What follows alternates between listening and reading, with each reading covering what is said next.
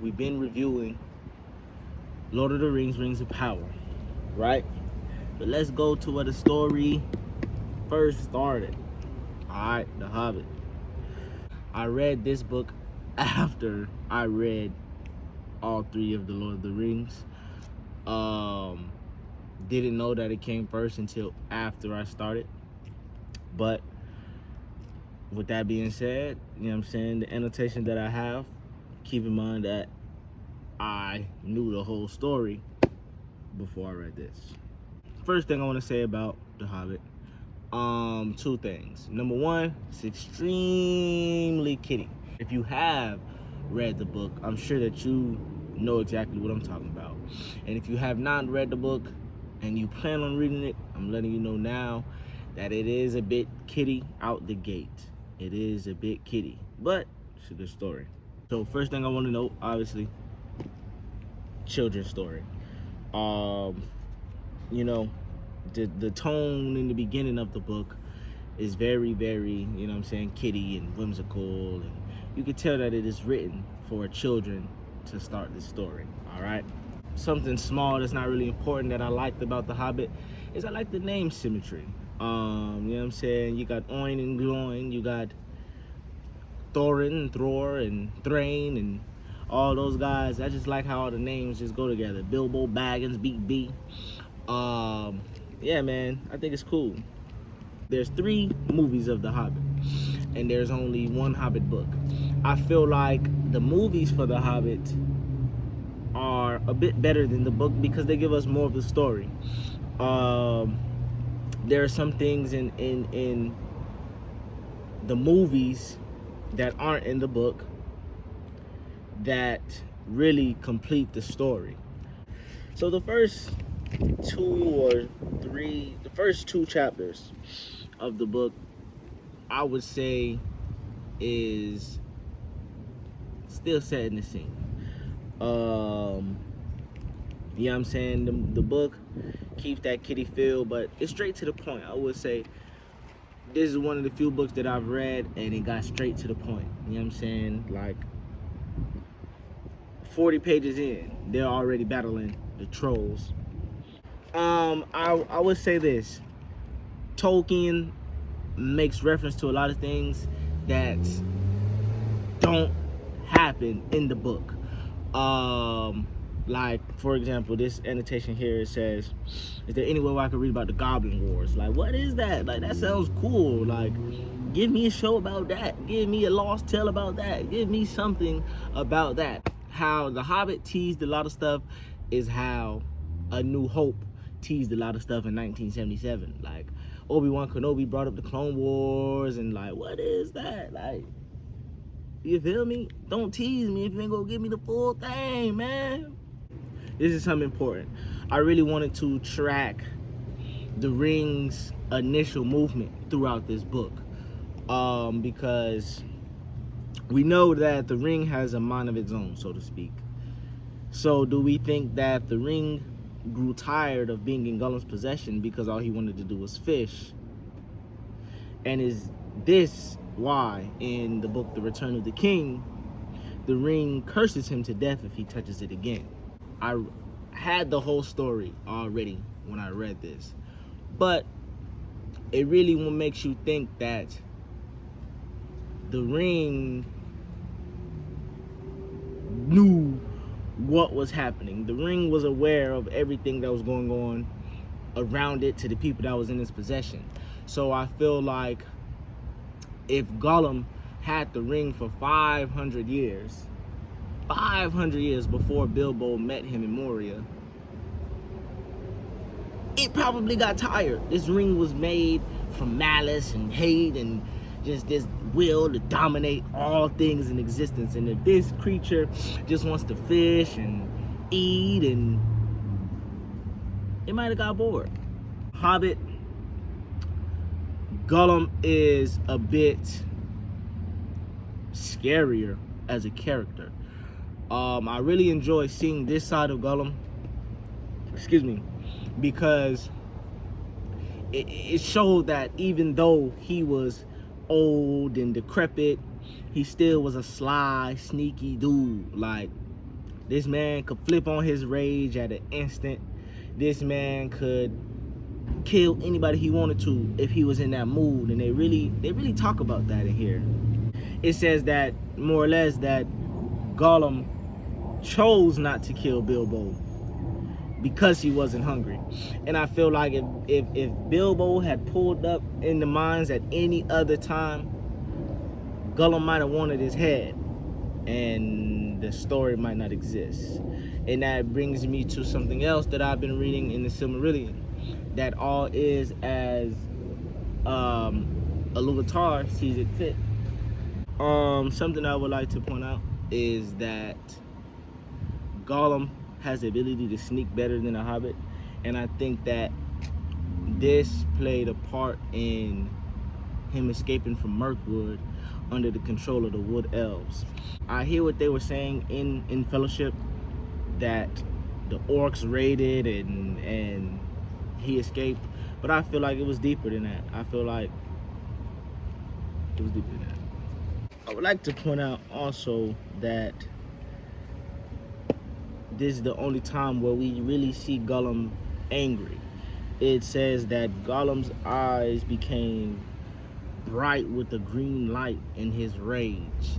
I feel like that stinker personality, I think it was called the evil one, I feel like he wasn't as aggressive as this Bilbo and this Gollum, because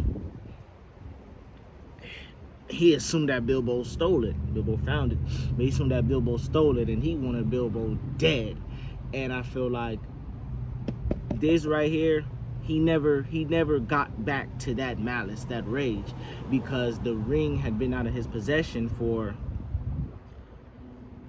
100 years when he saw it again. So it's a long time.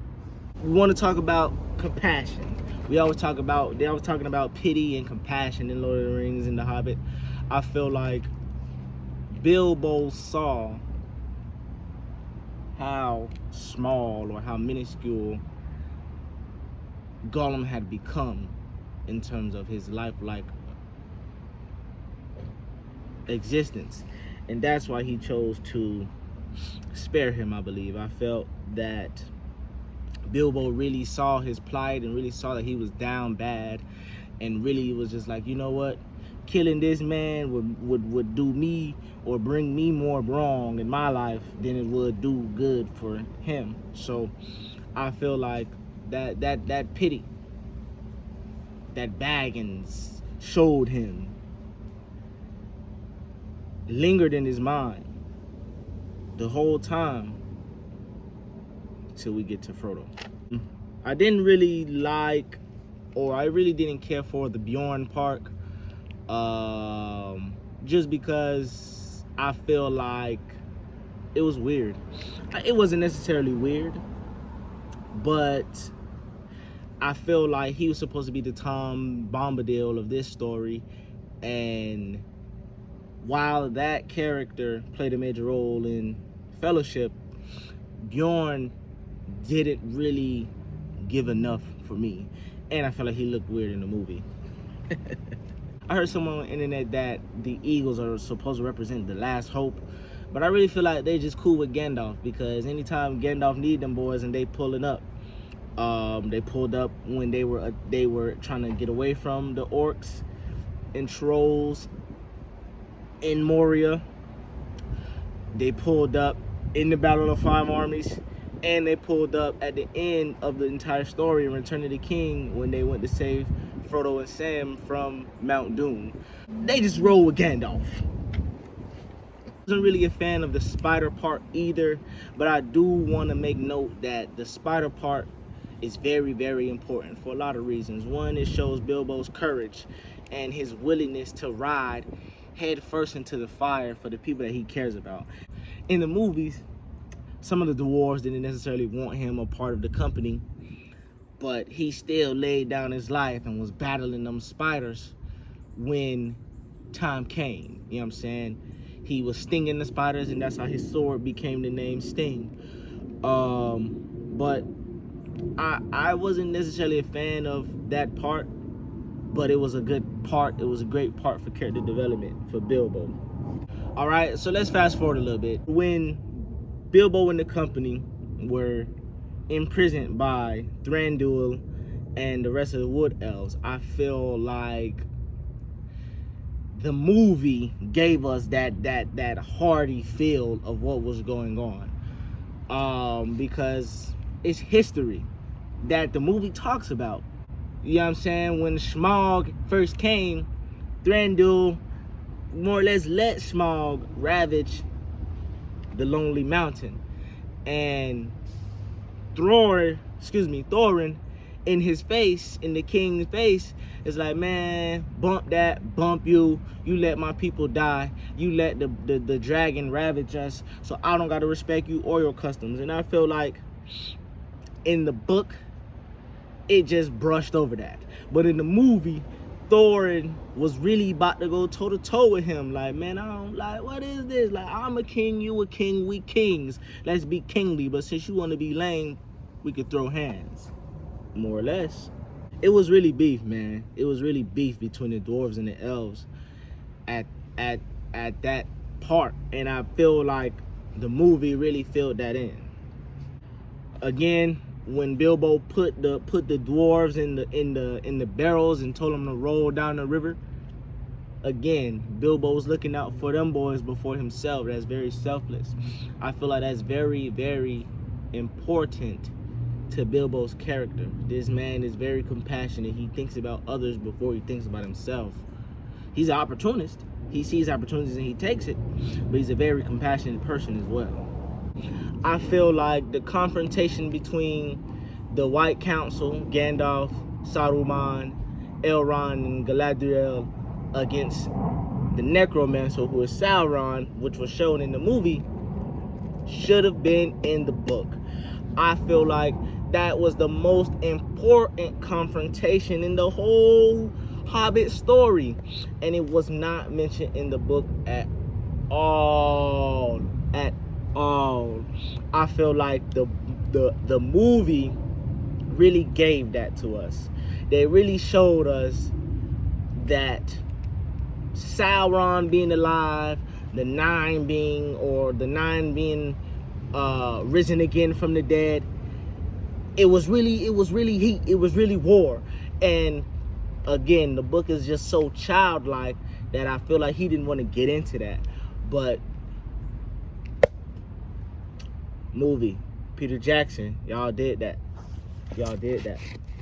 So Lake Town, I feel like the movie gave a little bit too much Lake Town, but I understand how Lake Town was important. Lake Town was about how the dwarf culture impacted the culture of man. Talked about how legends live on in Middle Earth and the impact of those legends and storytelling. So while I do feel like Lake Town was a bit annoying, it was important. It showed that all of the free peoples of Middle Earth are all connected, whether directly or indirectly. I feel like the part in the movie, though, where Bard is telling the townspeople about the prophecy that if the king under the mountain came back, that we were going to die. I felt like that part made the Lake Town flow better. I feel like, you know what I'm saying, Bard wasn't necessarily beefing with the dwarves in the company, but he didn't necessarily enjoy them being there because that meant that Lake Town was going to take some damage. The scene in the movie where they get to the mountain and they're looking for the door, and you know what I'm saying, they kind of give up at sunset, and then they walk away, and then the moonlight shines, and then the crack opens. That's a very heartfelt scene. I feel like that, you know what I'm saying, the journey up until that point was very perilous. So, you know, them boys really was about to give up hope. And, you know, Bilbo, again, keeping that faith, keeping that hope alive, was there to see the moonlight open the door. Again, Bilbo had the most courage in the whole company. Nobody but Balin wanted to go in. beside, you know what I'm saying, with Bilbo to see or meet Smaug. And I feel like, again, Bilbo's just this courageous person. And I feel like, really, all of this is Iluvatar. Obviously it is, because it played out how it played out. But I feel like Gandalf choosing Bilbo showing up late to the company but agreeing to go anyway. I just feel like all of this stuff just happened, and it just made Bilbo into this just perfect person, the perfect circumstances to be the perfect being to do what he needed to do. Bilbo is a smart guy.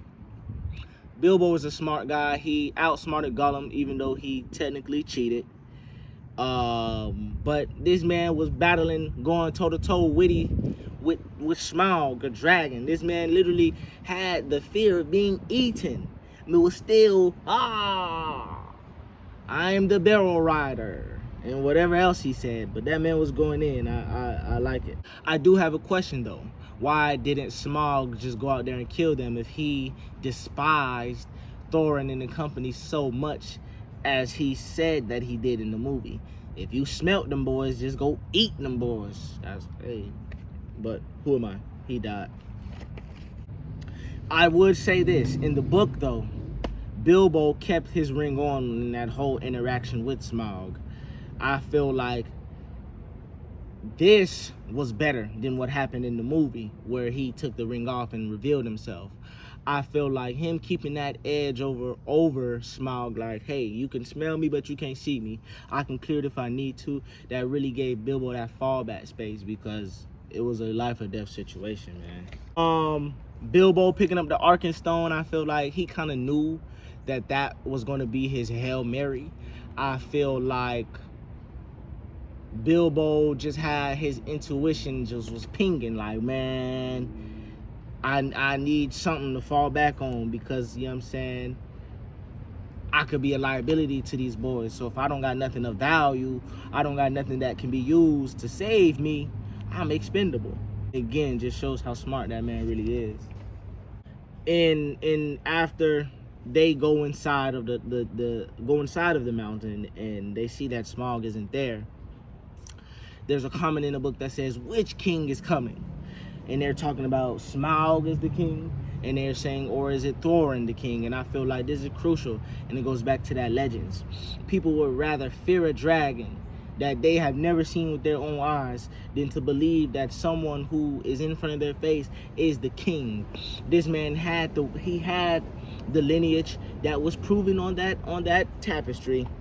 He had the swagger. He had the demeanor, and people still didn't believe that he was king. So it just goes to show, man, that people would rather believe a legend than what's right in their face. I think that Bard killing the dragon was poetic in the sense that justice for Dale. Dale got ravaged. Dale was just happily living in their lives, and Smaug just murked them. So the fact that Bard, who is a descendant of the rulers of Dale, killed him, that was poetic for those people. I like that. In the book, they show Thorin having a conversation with some ravens, and the ravens relayed a message to the rest of the dwarves to pull up and help them against Bard and the elves. I felt like this was better in the book, because them boys, the other elves, just pulled up in the movie, and it was just kind of like, oh man, well, how did they know to pull up? So the book, you know what I'm saying, they did that. The movie, man, they really snapped with dragon sickness.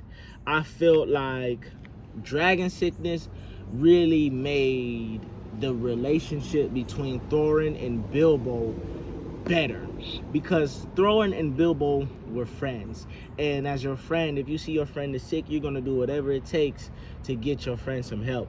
And I feel like dragon sickness just took Thorin to the deepest parts of greed and selfishness that he could go to, and by Bilbo having the Arkenstone, his Hail Mary, he was able to keep that in his pocket and use it to help his friend.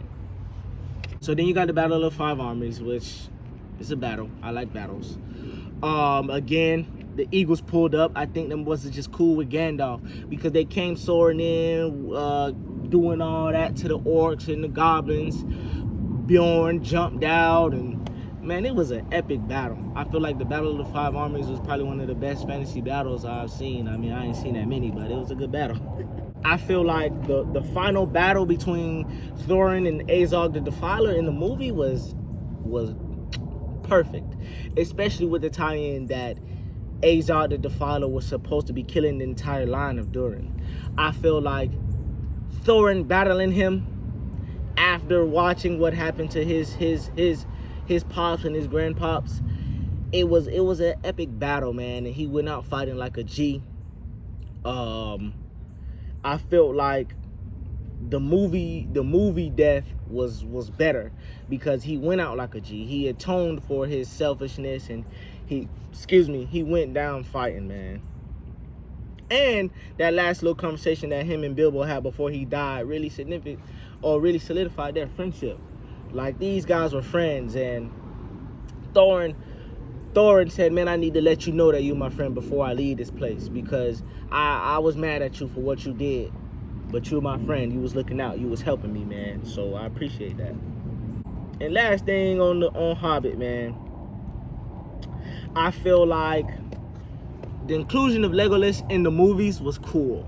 I feel like that boy was going absolutely stupid. That boy was too raw for his own good in those movies. I feel like while he wasn't in the book, I feel like it was still good to include him, one, for the fans, and two, because he was actually there. You know what I'm saying? I feel like the movies, granted, like I said, there's 3 movies and it's only a 300-page book. I just feel like the 3 movies just gave us a more complete version of this story. I feel like this is kind of like a Spark Notes, and they just really took it and they added to it. Hobbit. Bilbo over Frodo all day, every day. Bilbo over Frodo. I just feel like Bilbo's a more likable character. I feel like Bilbo did more courageous acts. Bilbo had more heart. Bilbo was a bit more selfless than Frodo. And I feel like that's why Hobbit is a very good story. I feel like Hobbit really shows the importance of that Hobbit mind, or not necessarily that Hobbit, but that Hobbit way of life. Like, we're all in this together. And yeah, man, I really like how that Hobbit essence carried over into the books, or the next, you know what I'm saying, Fellowship, Two Towers, Return of the King, but also the new show, Rings of Power. You know what I'm saying? We're seeing the Harfoot way of life, and we're seeing that compassion, that selflessness, and that's important, especially in Middle Earth. But yeah, man, Hobbit.